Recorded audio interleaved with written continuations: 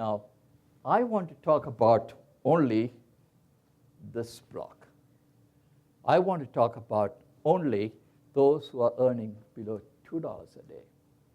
In fact, most of these people who are earning below $2 a day, a great majority of them, I'm sorry, by God,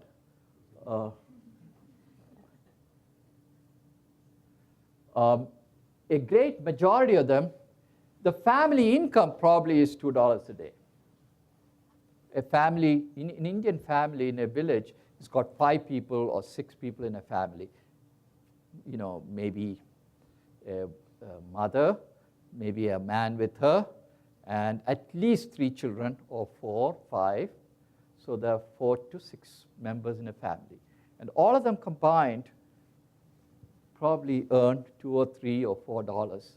So in a sense, the average income for the whole family is 50 cents a day. And they're just trying to survive. So my question to you is, what does $2 a day buy for you? Well, if everyone in the family was earning $2 a day, including the small kids, maybe they can do a little better. But that's not the case. And I want to only talk about this bottom of the pyramid. This is the bottom that I really talk about as the poor. You know, you can define away poverty differently and say that $2 to $12 is also bottom of the pyramid. Well, that's somebody's choice, but I don't like to do that. I really want to talk about only those who are below $2 a day. Now, why did I get involved after being in America and had the opportunity of doing, going to Stern, studying, starting my own business, working for Credit Suisse and whatever? What motivated me? Well, this is where my journey began. When I was 18, I was an Army officer. I was sent up to the Himalayas, where the Chinese crossed over when it invaded India in the 1960s. I'm an ancient guy. And here I am.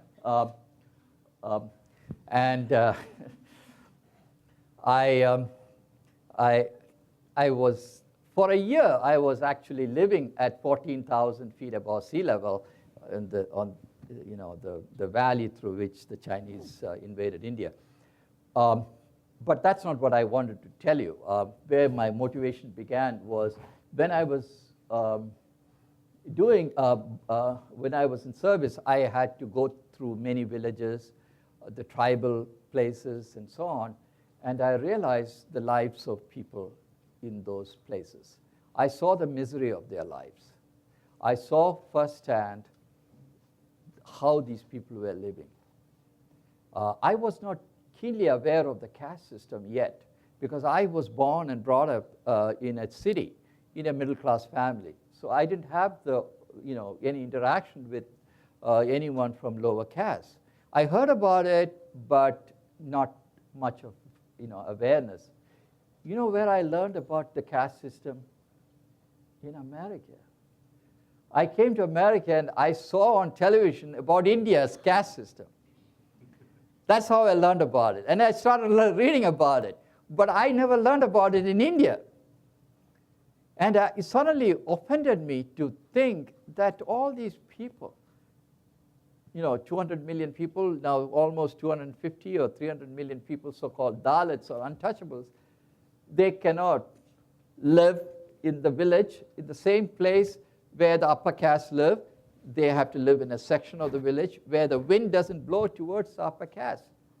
They have to position their colony in every village in a place where the wind, normally southeast, wind doesn't come towards upper caste.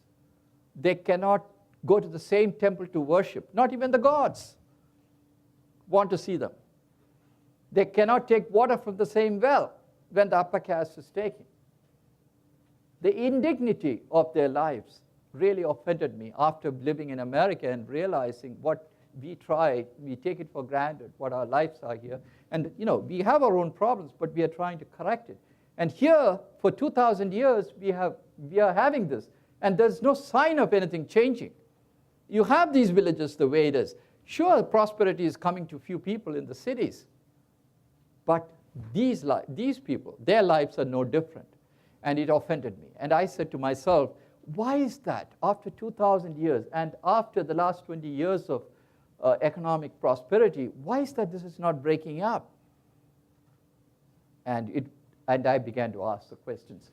And so what really motivated me was two things: social justice and economic equity. The gap between the rich and the poor. I wasn't really impressed by all the wealth that is being created, all the outsourcing and everything else. After living in and working in Wall Street and so on, it wasn't one of those great, exciting things to watch. It's nice to see that India is doing well, but it wasn't something that I thought was a great miracle. After all, in India, and Indians get offended when I say this, India started outsourcing and technology breakthrough with year 2000, removing the zero, the bug. Indians were asked, and thousands of Indians were asked to remove the bug, yeah. And and I wrote in my book, I said, well, after all, Indians invented the zero. Now they have to remove it. So it was exciting. And they made money, and they did a good job, and then suddenly the outsourcing began in a bigger way. And sure, the country has made tremendous progress. Now a lot of research is being done. Microsoft, in a place like Bangalore, where I spend a lot of time, every American company is there. Every German company is there. Everyone has got his office there. It's exciting to see. But I wasn't really impressed with any of that. And what motivated me was, how do we bring about social justice and economic justice? So here, 25 years later, I returned to India. In those 25 years, I never returned to India. I was busy making money in America. Not a bad thing, no? I was preoccupied with making money because I felt that without money, I'll be nobody there.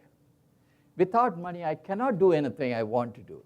I really wanted to make a difference to the social injustice and economic injustice. And I was thinking through, how do I bring about that change? What is my model? Why is that after all these years of poverty models and everything else, and World Bank and everybody else, why is that nothing is happening to these Dalits?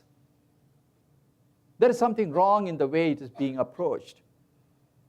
And I wanted to see whether, as a business student of NYU Stern, do I have a different model? Can I think out of the box? And that's what motivated me to come. And 25 years later, I decided to go to Shanti Bhavan, go to India and start Shanti Bhavan School. Sadhana said, Haven of Peace. Well, it's a nice name in India. Shanti is peace, and Bhavan is haven.